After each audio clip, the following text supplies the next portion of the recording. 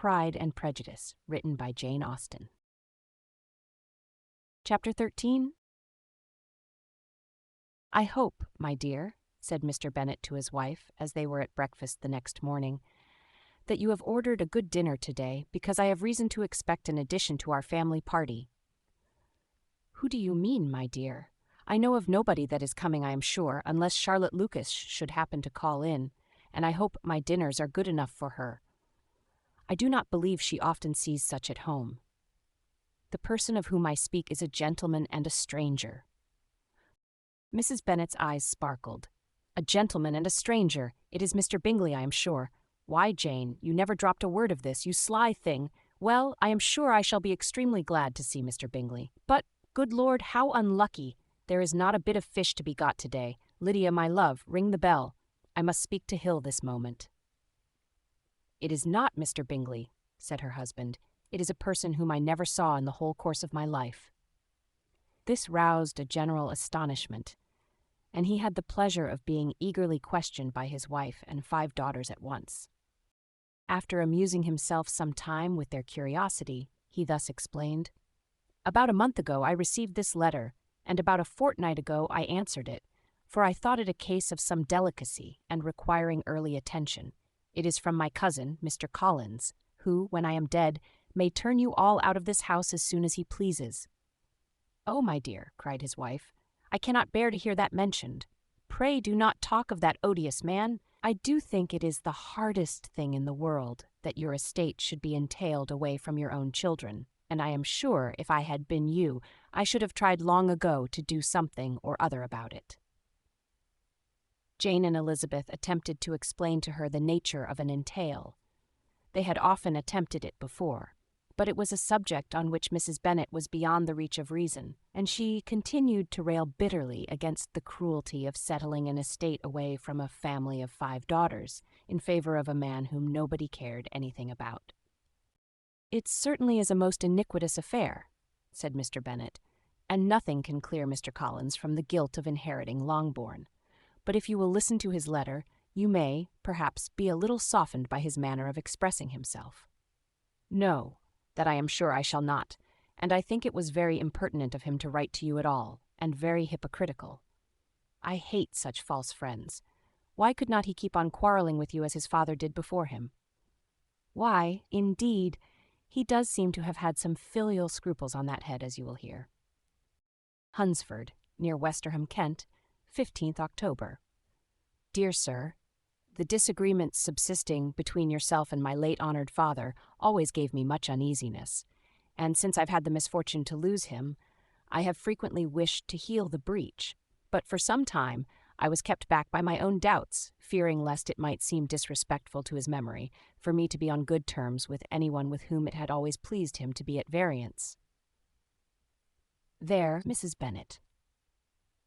My mind, however, is now made up on the subject, for, having received ordination at Easter, I have been so fortunate as to be distinguished by the patronage of the Right Honourable Lady Catherine de Bourgh, widow of Sir Louis de Bourgh, whose bounty and beneficence has preferred me to the valuable rectory of this parish, where it shall be my earnest endeavour to demean myself with grateful respect towards her ladyship, and be ever ready to perform those rites and ceremonies which are instituted by the Church of England. As a clergyman, moreover, I feel it my duty to promote and establish the blessing of peace in all families within the reach of my influence. And on these grounds I flatter myself that my present overtures of goodwill are highly commendable, and that the circumstance of my being next in the entail of Longbourn estate will be kindly overlooked on your side, and not lead you to reject the offered olive branch. I cannot be otherwise than concerned at being the means of injuring your amiable daughters, and beg leave to apologize for it, as well as to assure you of my readiness to make them every possible amends, but of this hereafter.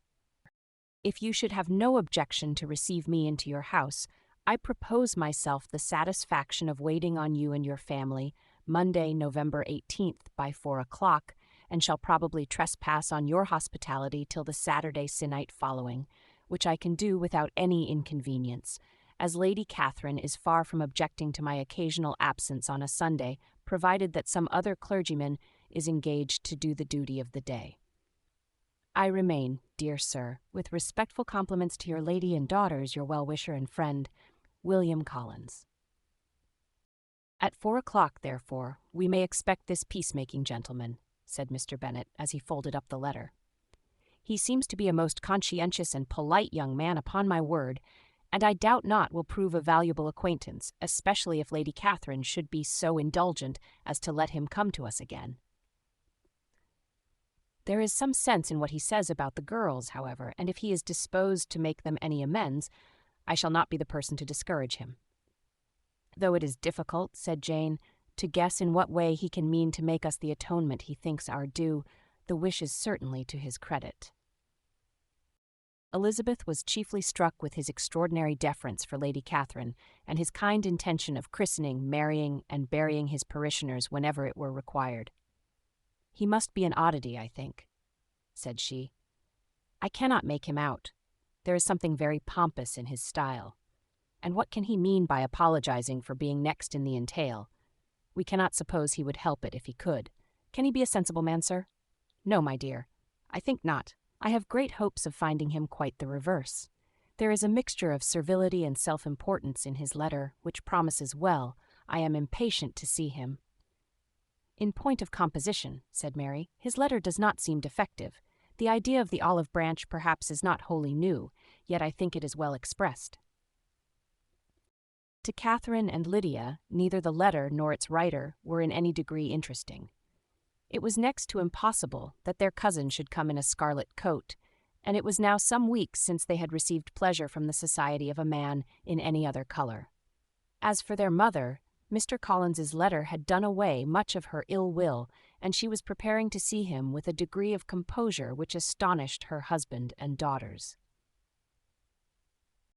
Mr. Collins was punctual to his time, and was received with great politeness by the whole family. Mr. Bennet indeed said little, but the ladies were ready enough to talk, and Mr. Collins seemed neither in need of encouragement, nor inclined to be silent himself.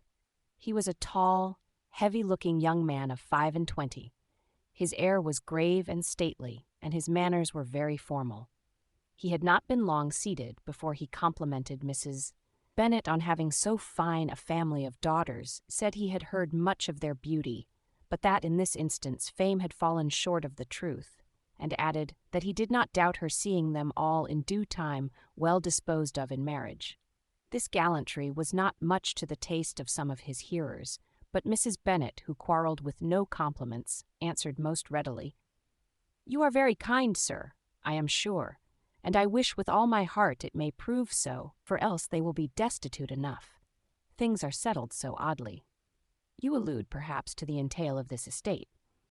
"Ah, sir, I do indeed. It is a grievous affair to my poor girls, you must confess. Not that I mean to find fault with you, for such things, I know, are all chance in this world. There is no knowing how estates will go when once they come to be entailed. I am very sensible, madam, of the hardship to my fair cousins, and could say much on the subject, but that I am cautious of appearing forward and precipitate. But I can assure the young ladies that I come prepared to admire them. At present I will not say more, but perhaps when we are better acquainted—" He was interrupted by a summons to dinner, and the girls smiled on each other. They were not the only objects of Mr. Collins's admiration. The hall, the dining room, and all its furniture were examined and praised, and his commendation of everything would have touched Mrs. Bennet's heart, but for the mortifying supposition of his viewing it all as his own future property.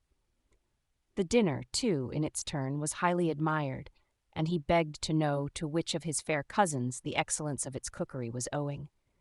But here he was set right by Mrs. Bennet, who assured him with some asperity that they were very well able to keep a good cook, and that her daughters had nothing to do in the kitchen.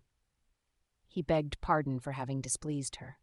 In a softened tone she declared herself not at all offended, but he continued to apologize for about a quarter of an hour,